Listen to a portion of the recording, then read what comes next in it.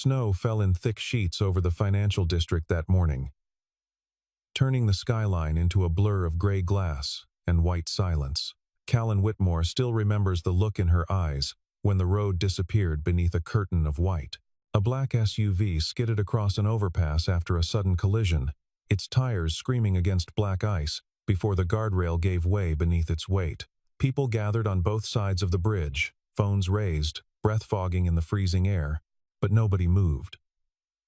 The ice beneath the wreck groaned and cracked, and every instinct told the crowd to stay back. When Callan climbed into the sinking car, the woman inside turned her head just enough to look at him, then shook it slowly, as if giving him permission to walk away. Her voice barely carried over the wind. "Leave me," she whispered. "I can't walk." Callan didn't hesitate, and didn't argue. He looked at her once, steady and calm, and said only one sentence before pulling her free. "Then I'll carry both your weight and your future." 3 minutes later, what he did next would freeze the entire city into silence. Before the crash, before the cameras, before the name Vivian Ashcroft meant anything to him, Callan Whitmore was simply a man nobody noticed. He drove a battered rescue truck through icy streets before sunrise, hauling stranded vehicles off the interstate for people who barely thanked him. Few remembered that 15 years earlier, he had been one of the most promising structural engineers on the East Coast, responsible for reinforcing 3 major bridges before a personal tragedy pulled him out of that world entirely. He never spoke about his wife, never spoke about the years that followed, and never let anyone close enough to ask. His small emergency transport company ran on 4 trucks, 2 mechanics, and his own relentless work ethic, and that was enough for him. He liked the quiet of early mornings, the hiss of tire chains on frost, the simple clarity of pulling someone out of danger and asking for nothing in return. That same morning, across the river in a glass tower 40 floors above the frozen streets, Vivian Ashcroft sat at the head of a boardroom table that no longer felt like hers. She had just walked out of the most brutal meeting of her career, where members of her own board had spent 2 hours picking apart every decision she had made in the last year. The vote to remove her as chief executive of Ashcroft Dynamics was scheduled for the following week, and everyone in that room knew it. Declan Mercer, her chief operating officer, sat 2 seats away with the calm expression of a man who already believed he had won. He had spent months quietly building alliances, feeding doubt to shareholders, and preparing a narrative in which Vivian was reckless and out of touch. She left the building exhausted, her driver waiting at the curb, unaware that the road ahead had already been chosen for her long before she stepped into the car. The SUV pulled onto the overpass, just as the snow thickened into a wall of white. A delivery truck drifted out of its lane without warning, clipping the SUV's rear panel and sending it into an uncontrolled spin across 3 lanes of ice. Metal screamed against metal as the vehicle slammed through the guardrail, tipping over the edge where the bridge dropped toward a frozen reservoir below. For one suspended second, the car hung there, balanced on twisted metal, before gravity pulled it downward into the crust of ice covering the water. Horns blared. Someone screamed, and on the shoulder of the road, dozens of people simply stood and watched, too stunned or too afraid to move toward the wreckage, settling into the frozen dark below them. Callan arrived within minutes, his rescue truck sliding to a stop behind the crowd of onlookers. He didn't ask questions, didn't wait for permission, and didn't look twice at the danger flashing across every face around him. The bridge deck was slick with black ice, the guardrail bent outward like a broken rib, and below it the SUV sat half submerged, its hazard lights blinking weakly through cracked glass. Bystanders filmed with shaking hands, murmuring that someone should call for help, as if help hadn't already arrived, and stepped past them. Callan grabbed a rope, a crowbar, and a headlamp from his truck, then walked straight to the edge where the ice groaned under his boots. Nobody stopped him, because nobody believed anyone could survive what they were about to witness. He lowered himself down the broken embankment, boots finding uncertain footing on shattered concrete and frozen brush, until he reached the driver's side window. Inside, Vivian sat trapped, her seatbelt cutting into her shoulder, her left leg pinned beneath the crumpled dashboard. Blood traced a thin line down her temple, and her breath came in short, panicked bursts as icy water crept toward the floor of the cabin. Callan struck the window twice before it shattered, sending a spray of glass across her lap. She flinched, then focused on him with a strange, exhausted clarity, as though she had already accepted an ending he refused to accept for her. "Leave me," she said again, her voice thinner this time, barely audible over the wind cutting across the reservoir. "I can't walk." Callan reached through the broken window and pressed 2 fingers to her wrist, checking her pulse without a word of comfort or reassurance. Because comfort wasn't what she needed in that moment. He assessed the wreckage the way an engineer studies a failing structure, noting the angle of the dashboard, the pressure point trapping her leg, and the slow tilt of the vehicle as ice cracked beneath its weight. Then he pulled a small cutting tool from his belt and began working through the doorframe with methodical, unhurried precision, even as the car shifted beneath them. Above, the crowd had grown larger, phones still raised, voices rising into a chorus of warnings that none of them acted on. Someone shouted that the ice wouldn't hold. Someone else shouted for the police. Those sirens were still minutes away. Callan ignored all of it, focused entirely on the twisted metal pinning Vivienne's leg, working the frame apart inch by inch while cold water rose past his knees inside the cabin. She watched him work, confused by his calm, unable to understand why a stranger would risk his own life for someone he had never met. And then, without warning, the ice beneath the vehicle gave a sharp, splitting crack, and the entire car lurched downward into the freezing dark. The sudden drop threw Callan against the doorframe, but he didn't let go of the tool in his hand, or the woman trapped beside him. Freezing water surged through the shattered window, filling the cabin faster now, rising past the seat and soaking through both their jackets within seconds. Callan finished cutting through the last section of metal pinning her leg, then wrapped his arm around Vivienne's waist and pulled her free of the wreckage in one motion.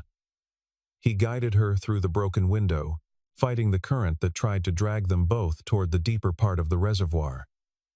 Above them, the crowd screamed as the SUV tilted further, its rear end vanishing beneath a widening crack in the ice. Callan clipped a rescue line to Vivienne's harness and began pulling them both toward the broken embankment, his muscles burning against the cold and the weight of 2 soaked bodies. Halfway up, the line snapped where it had caught against a jagged piece of the guardrail, sending them both sliding back toward the water. He caught her before she went under a second time, hauling her onto a shelf of solid ice with a strength that startled everyone watching from above. Then, instead of climbing to safety himself, Callan turned and went back toward the sinking vehicle, disappearing beneath the surface for several long seconds that felt endless to the crowd holding its breath on the bridge. Nobody understood why he went back. Voices on the overpass shouted for him to leave it, to save himself, that nothing inside that car mattered more than his own life. But Callan emerged moments later, clutching a small metal case, gripping it against his chest as he swam the last few feet to the ice shelf where Vivienne lay shivering. It was a hard drive, sealed inside a waterproof casing, something Vivienne had kept locked in a hidden compartment beneath her seat for exactly this kind of emergency. He had noticed it the moment he cut through the doorframe, and something in his engineer's instinct told him it mattered more than anyone realized. Seconds later, the SUV disappeared completely beneath the ice, swallowed by the dark water of the reservoir as sirens finally echoed across the bridge. Vivienne's eyes fluttered closed, her body finally surrendering to shock and cold after minutes of fighting to stay conscious. Paramedics reached the embankment moments later, wrapping her in thermal blankets and lifting her onto a stretcher, while Callan stood soaked and silent at the edge of the ice. A phone from somewhere in the crowd had captured the entire rescue from beginning to end, and within an hour, the footage of a stranger diving back into a collapsing car would spread across every screen in the city. Vivienne woke 2 days later in a private hospital room, the sterile hum of machines the only sound breaking the silence around her. Her leg was set in a brace, her ribs wrapped in bandages, and her mind still fogged from the sedatives that had kept her asleep through the worst of the pain. The first question she asked her assistant wasn't about the company, the board, or the vote that had been postponed because of her hospitalization. She asked who had pulled her out of the water. Nobody had an answer, because the man who saved her had vanished from the scene before reporters arrived, refusing to give his name to police, paramedics, or the strangers who tried to thank him. Callan returned to his ordinary life as though nothing extraordinary had happened at all. He fixed a broken axle on one of his trucks the next morning, took a call about a stranded delivery van on the interstate, and said nothing to his small crew about the woman he had carried out of a sinking car.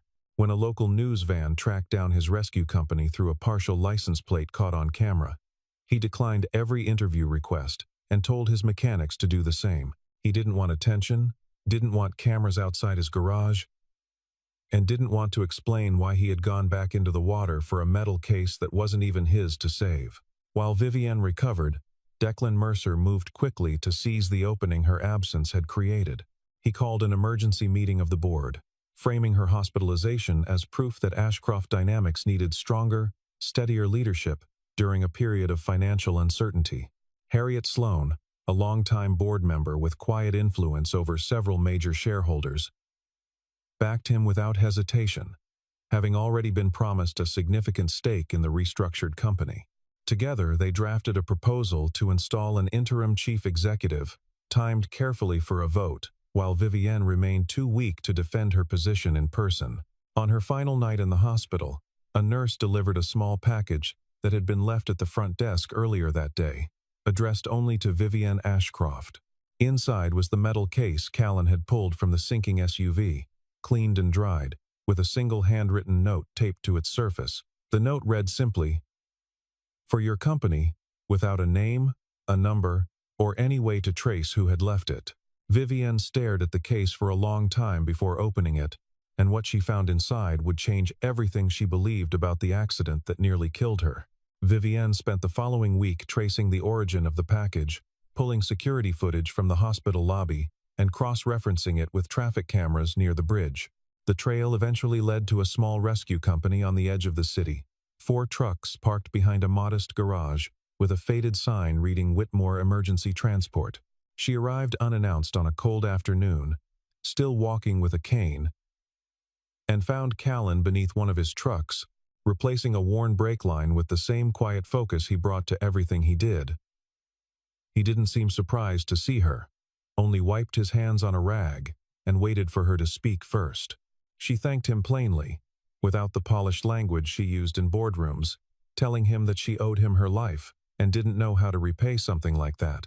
Callan shrugged and said only that he had done what anyone should have done, though both of them understood that nobody else on that bridge had moved an inch.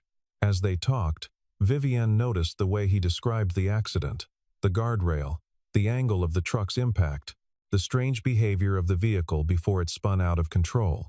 His observations were too precise, too technical, for an ordinary rescue driver. And she began to realize there was far more to this quiet man than his worn jacket suggested. She mentioned the hard drive he had saved, and for the first time his expression sharpened with genuine interest, rather than polite reluctance. He asked what was on it, and she admitted she hadn't opened it fully, only enough to confirm it contained backup files of the company's infrastructure, contracts, and safety reports.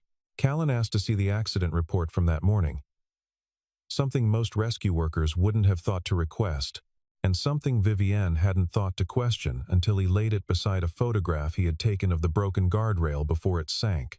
He studied the images in silence for several minutes, his jaw tightening as he compared the angle of the metal fracture to the supposed point of impact from the delivery truck. Finally, he looked up at her with the same steady calm he had shown on the bridge, though this time his words carried a different kind of weight entirely. "That wasn't an accident," he said. Vivienne felt the room grow colder around her, because she had spent years learning to recognize when someone was telling her something that would change everything.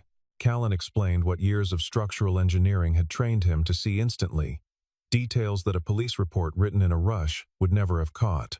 The guardrail hadn't simply failed under impact, it had been weakened beforehand. Its support bolts cut nearly through, and hidden beneath a fresh coat of paint, meant to look like standard maintenance. The angle of the fracture didn't match a collision from the delivery truck at all. It matched a controlled failure designed to give way under exactly the kind of pressure a sliding vehicle would apply. Someone had prepared that bridge to fail long before Vivienne's SUV ever reached it. And they had done it with enough precision to make it look like nothing more than terrible timing and bad weather. Together, they reviewed traffic camera footage from the days surrounding the accident, footage Callan accessed through contacts he still had from his engineering years, people who owed him favors from long before his life changed. The footage showed a maintenance crew working on the overpass 3 days earlier. A crew that didn't match any contractor on the city's approved list. The delivery truck that struck Vivienne's SUV had no working GPS log for the 20 minutes surrounding the crash, a gap that investigators had dismissed as a simple technical malfunction. Callan didn't believe in convenient malfunctions, not when they lined up so perfectly with an attempt on someone's life. Vivienne's mind raced through every person who might benefit from her death or her removal from the company, and one name surfaced before any other.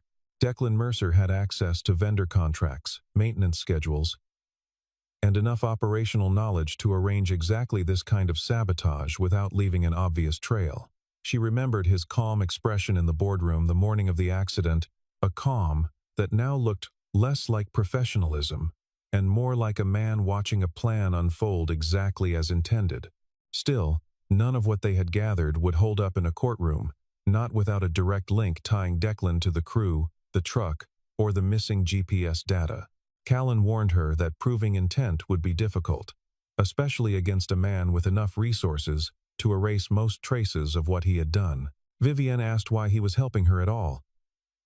Why a stranger who had already saved her life once was now willing to risk himself again for a fight that wasn't his.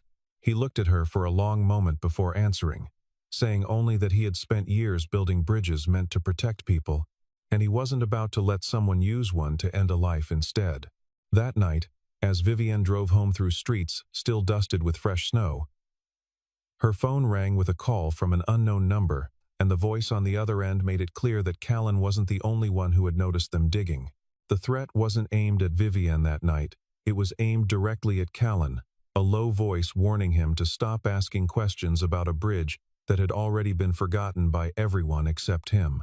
He hung up without responding, then walked outside to check his trucks, only to find the tires on 2 of them slashed and a warning spray painted across his garage door. His mechanics arrived the next morning to find half their equipment damaged and a small fire smoldering in a storage shed where spare parts and paperwork were kept.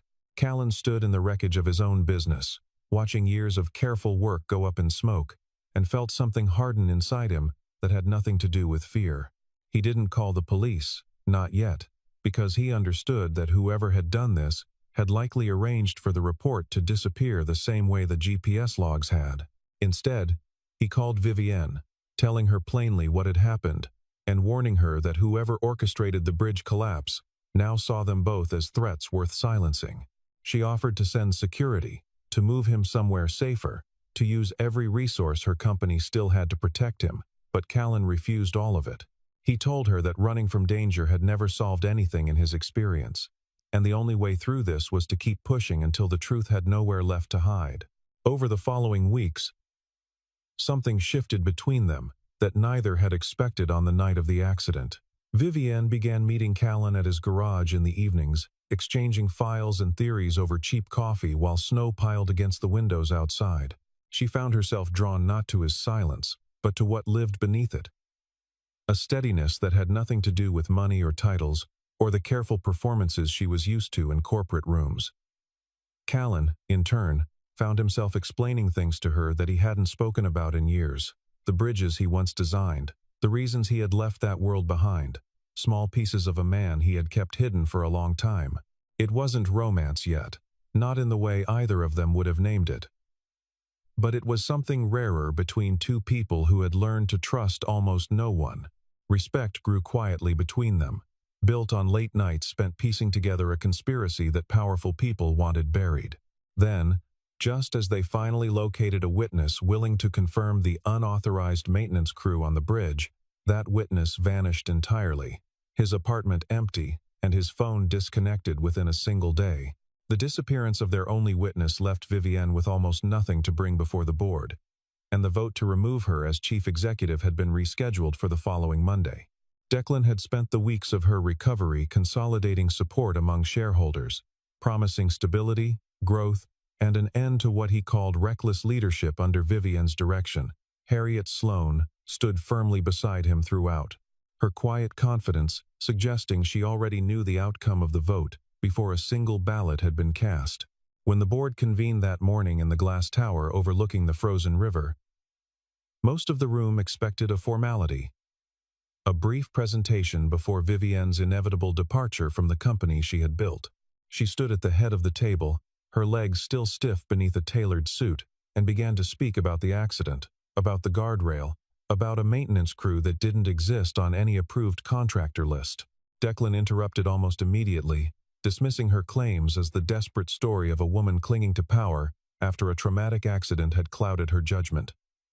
Several board members exchanged uncertain glances, unsure whether to pity her or simply vote and move the meeting along toward its predetermined conclusion. It was in that exact moment of doubt that the boardroom doors opened, and Callan Whitmore walked in carrying a single reinforced case under his arm. He said nothing at first. Simply placed the case on the table and opened it to reveal printed reports, photographs of the fractured guardrail, and a laptop already prepared to display the footage he had gathered. Callan introduced himself only as the engineer who had examined the wreckage firsthand, then walked the room through every detail with the same calm precision he had used to free Vivienne from a sinking car. He showed them the cut support bolts disguised beneath fresh paint, the mismatched fracture pattern, the 20-minute gap in the delivery truck's GPS records that no technical malfunction could reasonably explain. Declan's composure began to crack for the first time since the meeting started, his eyes darting toward Harriet as murmurs spread across the table. Just as Declan opened his mouth to object again, insisting the evidence proved nothing conclusive on its own, Callan reached into the case one final time and connected a small recorder to the speaker system in the center of the table. A voice filled the room, unmistakably Declan's, discussing payment for a crew and a truck driver in exchange for what he called a clean accident on the overpass. The room fell into absolute silence, every board member frozen in place as the recording continued, revealing far more than any of them had been prepared to hear. The recording had come from the vanished witness, a maintenance supervisor named Warren Beck, who had secretly captured his conversation with Declan weeks before disappearing, then mailed a copy to Callan's garage, out of fear that he wouldn't survive to testify himself. In it, Declan could be heard negotiating a price for weakening the guardrail and arranging the delivery truck's failure to report its location during the exact window of the crash. He spoke of Vivienne by name, calling her a problem that needed to disappear quietly enough that no one would ever trace it back to the boardroom. Harriet's voice appeared briefly near the end of the recording, confirming a transfer of funds meant to keep the entire arrangement hidden from auditors and regulators alike. Security escorted both Declan and Harriet from the building within the hour, their protests growing louder as federal agents arrived to take formal statements and seize files from their offices. Federal investigators had been quietly building a separate case around irregular financial transfers linked to Harriet's accounts, and the recording gave them the final piece needed to move forward with arrests. News of the scandal spread quickly through financial circles, and Ashcroft Dynamics stock, which had wavered for weeks under uncertainty, began climbing again as investors saw a company finally confronting corruption instead of concealing it. Vivienne remained chief executive, not through sympathy or survival, but because the truth had finally caught up to the people who tried to bury her along with it. In the weeks that followed, Vivienne called an all-staff meeting in the company's largest conference hall, filling the room with employees who had spent months whispering rumors about her fate. She spoke about accountability, about rebuilding trust, and then, without warning, she asked Callan to stand so the room could see the man who had uncovered a conspiracy most people would never have dared to investigate. Applause filled the hall, employees rising from their seats, phones raised not to record a scandal this time, but to capture a moment of genuine gratitude. Callan stood stiffly through it, uncomfortable beneath the attention, and left the stage as quickly as courtesy allowed. Afterward, in the quiet of an empty hallway, Vivienne caught up to him near the elevators, her expression softer than the composed mask she wore for the rest of the company. She asked him directly whether he intended to disappear back into his old life, now that the danger had passed, and his part in the story was finished. Callan paused before answering, considering the question more carefully than he had considered almost anything since the morning he pulled her from the ice. For the first time since she had known him, he didn't have an immediate answer ready. Months passed before either of them spoke of that hallway conversation again. Months filled with federal hearings, corporate restructuring, and the slow, careful work of rebuilding a company that had nearly collapsed under its own corruption. Declan Mercer pleaded guilty to conspiracy and attempted manslaughter charges, rather than face a trial that would have exposed even more of his financial dealings, accepting a lengthy prison sentence that ended his career entirely. Harriet Sloan fought her charges longer, but the recording, combined with the financial trail investigators uncovered, left her with no real defense, and she was convicted on multiple counts of fraud and conspiracy months later. Ashcroft Dynamics emerged from the scandal leaner, more transparent, and unexpectedly stronger, its reputation rebuilt not through clever public relations, but through the simple fact that its leadership had survived an attempt to destroy it and chosen honesty over concealment. During those same months, Vivienne launched a new initiative within the company, one focused on infrastructure safety rather than pure profit margins, a shift that surprised board members who remembered her only as a relentless numbers-driven executive. The project centered on designing intelligent bridge systems capable of detecting ice buildup, structural stress, and tampering long before a failure could occur, technology inspired directly by the very disaster that had nearly ended her life. She assembled a team of engineers, safety experts, and city planners, determined to ensure that no one else would ever stand on a collapsing bridge, while a crowd of strangers simply watched and filmed. It was, in many ways, the first project she had ever led that wasn't measured purely by shareholder returns, and it changed the way employees throughout the company began to see her. She offered Callan the position of Director of Infrastructure Safety, a title with a generous salary, a private office on the 40th floor, and authority over every safety initiative the company would pursue going forward.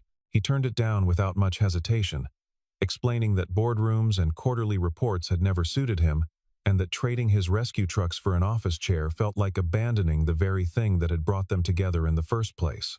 Vivienne wasn't offended, having expected the answer before she finished offering the title, and instead proposed something closer to what she suspected he actually wanted. She asked him to stay on as an independent safety consultant, free to keep running Whitmore Emergency Transport on his own terms, while lending his expertise to the bridge project whenever his knowledge was needed most. Callan agreed to that arrangement, and over the following weeks, he split his time between icy highways and blueprint reviews, between towing stranded vehicles and testing prototype sensors meant to detect the earliest signs of structural failure. His small company grew slightly under the partnership, gaining new equipment and 2 additional trucks funded through the consulting contract, though Callan insisted on keeping the business exactly as modest and hands-on as it had always been. He still answered emergency calls personally when he could, still pulled people out of ditches and off icy shoulders in the middle of the night, unwilling to let success change the part of himself that had always defined him.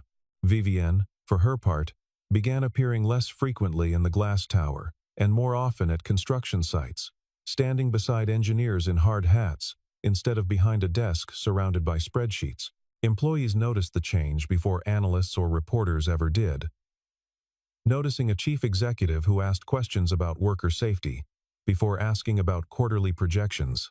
The company's culture shifted slowly but unmistakably, moving away from the aggressive, numbers-first approach that had defined Declan's influence and towards something closer to what Vivienne had always claimed to believe in but rarely had the freedom to practice.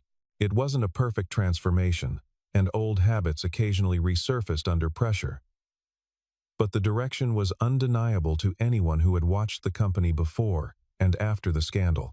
On a cold afternoon nearly a year after the accident, Vivienne asked Callan to meet her at the same overpass where her SUV had gone through the guardrail, now fully rebuilt with reinforced steel and the first working prototype of the intelligent sensor system embedded along its length. Fresh snow dusted the railing, softer and quieter than the storm that had nearly ended her life on that same stretch of road. And the reservoir below had frozen into a smooth, undisturbed sheet of white.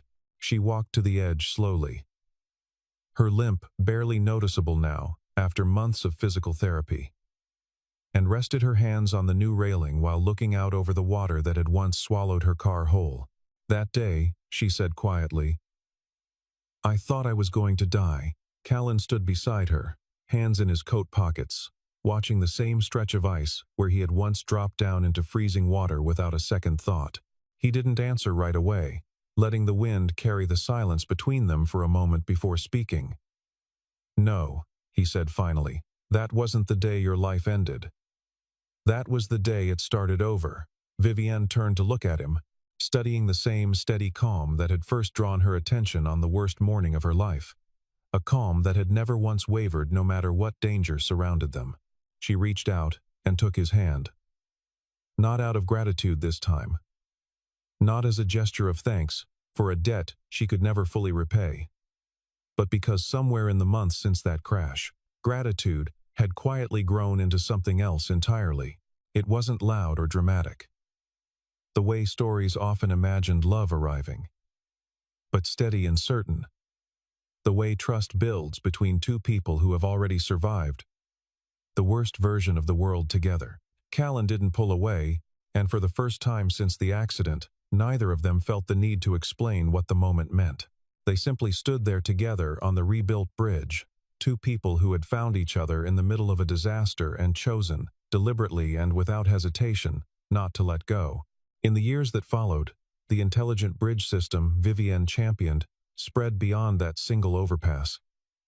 Installed across dozens of aging structures throughout the region, credited with preventing at least 3 major structural failures during brutal winter storms that would have otherwise ended in tragedy. Declan and Harriet remained behind bars, their names quietly erased from the company's history, except as a warning taught to every new executive who joined Ashcroft Dynamics. The company itself became known not for its profit margins, but for a rare kind of transparency, an organization willing to admit failure publicly, rather than bury it beneath spreadsheets and silence. Callan Whitmore never became famous, never gave the interviews reporters kept requesting, and never stopped answering emergency calls in the middle of freezing nights when someone needed a stranger to show up.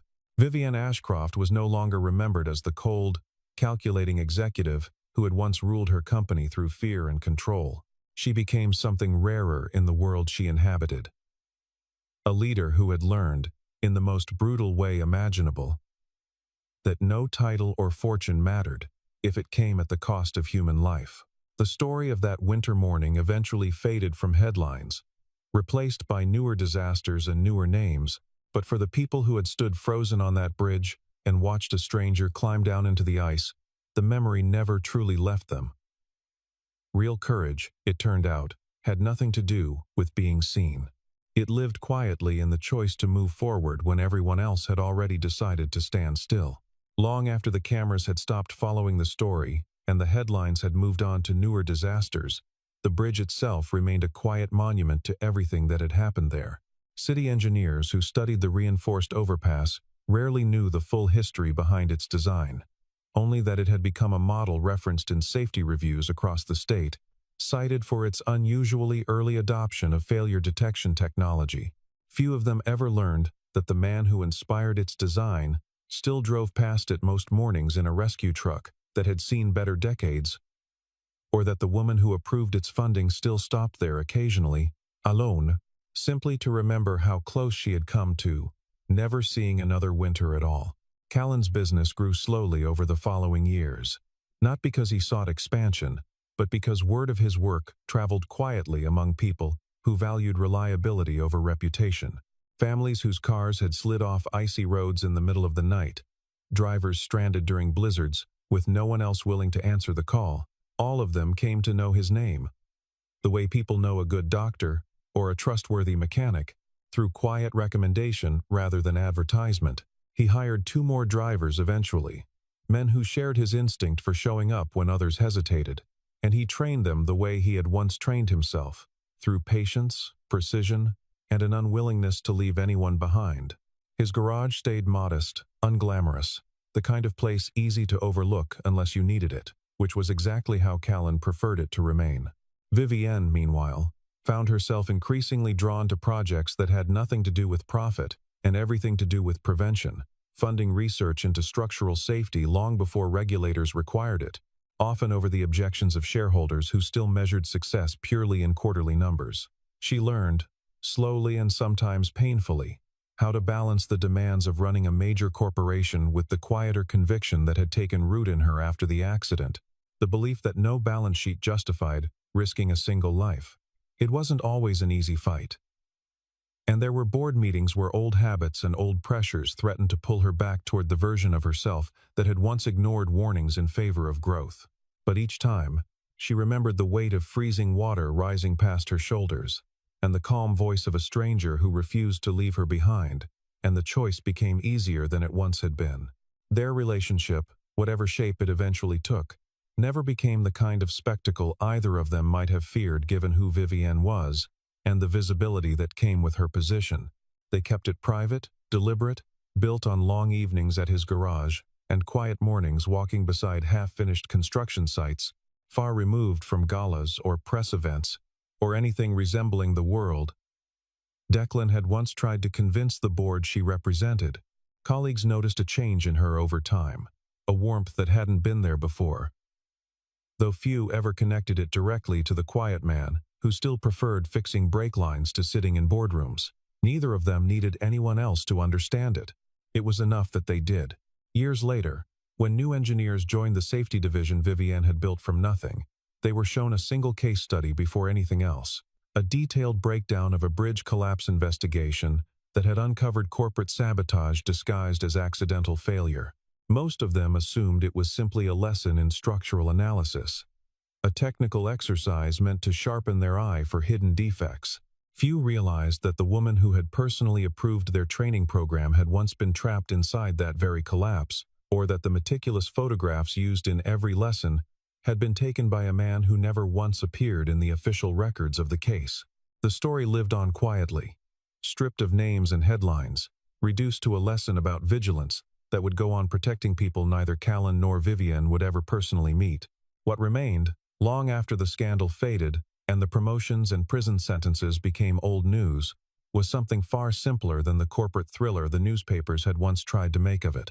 A man who could have looked away chose instead to climb down into freezing water for a stranger.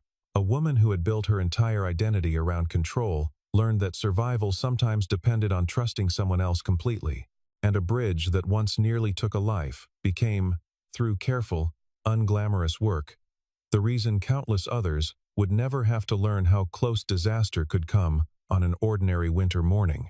In the end, the story was never really about a corporation, a conspiracy, or even a rescue. It was about the quiet decision, made in the coldest possible moment, to move forward when everyone else chose to stand still, and to keep making that same choice, again and again, long after the cameras had stopped watching. There is a particular kind of silence that settles over a city after a crisis has passed, a silence different from the one that existed before. Quieter, in a way that only the people who lived through it can truly recognize. Vivienne noticed it most in the boardroom, where meetings that once felt like battlegrounds now carried a different weight, and decisions made with the understanding that consequences were never as distant as spreadsheets made them appear.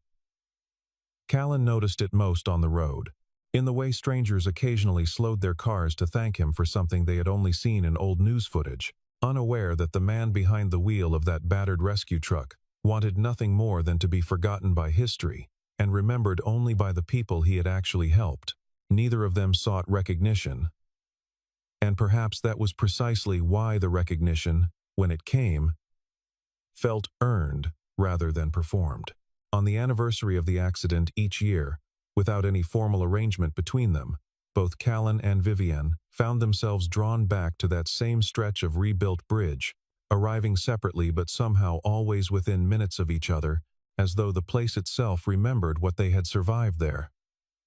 They rarely spoke much during those visits, standing instead in comfortable silence, watching the water below shift from ice to current and back again with the turning of each season. It became less a ritual of grief and more a quiet acknowledgement of everything that had changed since that first freezing morning. A reminder that the worst moment of a life could, under the right circumstances, become the beginning of something far better than either of them had imagined possible. And each time they stood there together, watching the reinforced steel hold firm against the weight of another winter, It was clear to anyone who might have been watching that neither of them planned on standing anywhere else, not as long as the other remained beside them.